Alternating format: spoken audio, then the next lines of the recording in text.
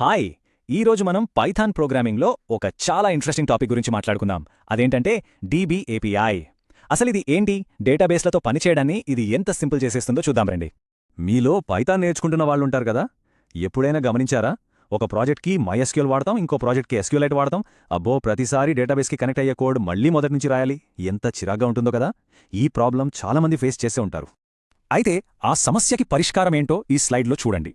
Left side చూస్తే ఒకప్పుడు ఎలా ఉండేదంటే MySQL కోసం MySQL కనెక్ట్ అని, PostgreSQL కోసం PGSQL క్వెరీ అని, ఇలా ప్రతి డేటాబేస్కి వేర్వేరు ఫంక్షన్లు వాడాల్సొచ్చేది. కానీ DBAPI వచ్చిన తర్వాత రైట్ సైడ్ చూడండి, db.connect, cursor.execute ఇలాంటి ఒకే రకమైన స్టాండర్డ్ కమాండ్స్ చాలు.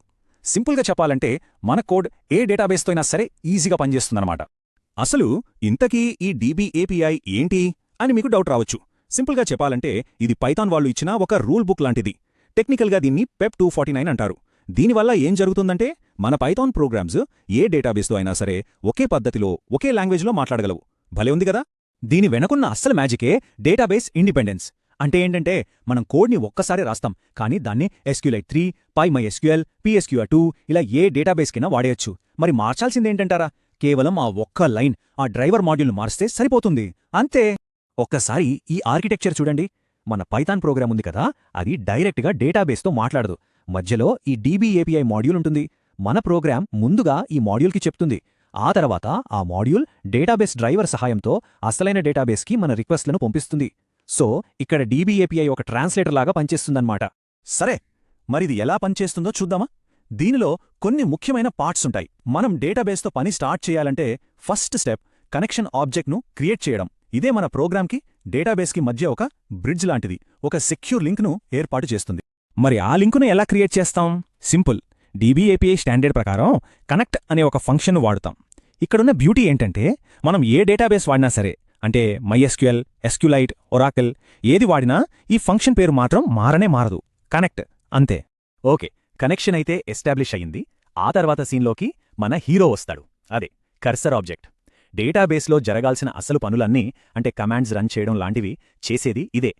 ఇంకా సింపుల్గా చెప్పాలంటే ఈ కర్సర్ ఒక కంట్రోలర్ లాంటిదన్నమాట. ఇదేం చేస్తుందంటే మన పైథాన్ ప్రోగ్రామ్ నుంచి SQL క్వెరీలను తీసుకుంటుంది, వాటిని డేటాబేస్లో ఎగ్జిక్యూట్ చేస్తుంది.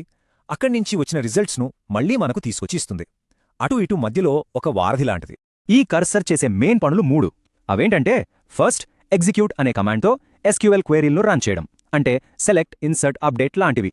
సెకండ్, ఫెచ్ 1 లేదా ఫెచ్ ఆల్ లాంటి కమాండ్స్తో డేటాను వెనక్కి తీసుకురావడం. ఇక థర్డ్, చాలా ఇంపార్టెంట్, కమిట్ అని చెప్తే మనం చేసిన మార్పులన్నీ సేవ్ అవుతాయి. వద్దు అనుకుంటే రోల్ బ్యాక్తో వెనక్కి వెళ్ళిపోవచ్చు. సరే, థియరీ చాలా అయింది. ఇప్పుడు ఇదంతా యాక్షన్లో ఎలా పనిచేస్తుందో ఒక చిన్న ఎగ్జాంపుల్తో చూద్దాం. మన దగ్గర స్టూడెంట్స్ అనే ఒక సింపుల్ టేబుల్ ఉంది అనుకుందాం. చూడండి, అందులో 2 స్టూడెంట్స్ డీటెయిల్స్ ఉన్నాయి. ఇప్పుడు ఈ డేటాను మనం పైథాన్ కోడ్తో ఎలా బయటికి తీయాలో చూద్దాం. ఓకే, ఇక్కడ కోడ్ చూడండి. స్టెప్ బై స్టెప్ వెళ్దాం. ఫస్ట్ స్టెప్, SQL3.connectతో డేటాబేస్కి కనెక్ట్ అయ్యాం. స్టెప్ 2, con.cursorతో కర్సర్ని రెడీ చేసుకున్నాం. స్టెప్ 3, ఆ కర్సర్తో మన SQL క్వెరీని ఎగ్జిక్యూట్ చేశాం. స్టెప్ 4, ఫెచ్ ఆల్తో రిజల్ట్స్ అన్నీ తెచ్చుకున్నాం. ఫైనల్గా చాలా ఇంపార్టెంట్ స్టెప్, con.closeతో కనెక్షన్ని క్లోజ్ చేసేశాం. చూసారా ఎంత క్లీన్గా, ఎంత సింపుల్గా ఉందో ప్రాసెస్? చూసారా, ఆ కోడ్ రన్ చేస్తే వచ్చిన అవుట్పుట్ ఇది. మన ప్రోగ్రామ్ సక్సెస్ఫుల్గా ఆ టేబుల్లోని 2 రికార్డులను బయటకు తీసుకొచ్చింది. కేవలం కొన్ని లైన్ల కోడ్తో మనం డేటాబేస్తో ఎంత ఈజీగా మాట్లాడగలిగామో కదా! సో మొత్తంగా మనం ఏం నేర్చుకున్నాం? DBAPI వల్ల మనకొచ్చే మెయిన్ అడ్వాంటేజెస్ ఏంటంటే 1, కోడ్ పోర్టబుల్ అవుతోంది. 2, డేటాబేస్ని యాక్సెస్ చేయడానికి ఒక స్టాండర్డ్ పద్ధతి వస్తోంది. 3, ఇది స్టూడెంట్స్ నేర్చుకోవడానికి చాలా అంటే చాలా ఈజీ. అందుకే మన బీటెక్ సిలబస్లో, ల్యాబ్స్లో దీనికి అంత ఇంపార్టెన్స్ ఇస్తారు. ఈ స్లైడ్ ఒక రకంగా మన DBAPI చీట్ షీట్ అన్నమాట. జస్ట్ ఒక క్విక్ రెఫరెన్స్ కోసం. డేటాబేస్తో పనిచేయడానికి కావాల్సిన మెయిన్ మెథడ్స్ ఇవే: connect, cursor, execute, fetch all, commit and close. బేసిక్గా ఈ 6 గుర్తుపెట్టుకుంటే చాలు, చాలా పనులు అయిపోతాయి. ఫైనల్గా చెప్పాలంటే పైథాన్ DBAPI అనేది ఒక స్టాండర్డ్ ఇంటర్ఫేస్. దీని ముఖ్య ఉద్దేశం ఒక్కటే, డేటాబేస్ ప్రోగ్రామింగ్ని సింపుల్ చేయడం మరియు పోర్టబుల్ చేయడం. అంటే ఒకసారి కోడ్ రాయి, ఎక్కడైనా వాడేయ్ అనే కాన్సెప్ట్. ఇప్పుడు ఈ DBAPI స్టాండర్డ్ గురించి ఒక మంచి క్లారిటీ వచ్చింది కదా. మరి ఈ కొత్త నాలెడ్జ్తో మీరు అన్లాక్ చెయ్యబోయే మొదటి డేటాబేస్ ఏది? MySQL, PostgreSQL లేక ఇంకేదైనా మీ ప్రాజెక్టులలో?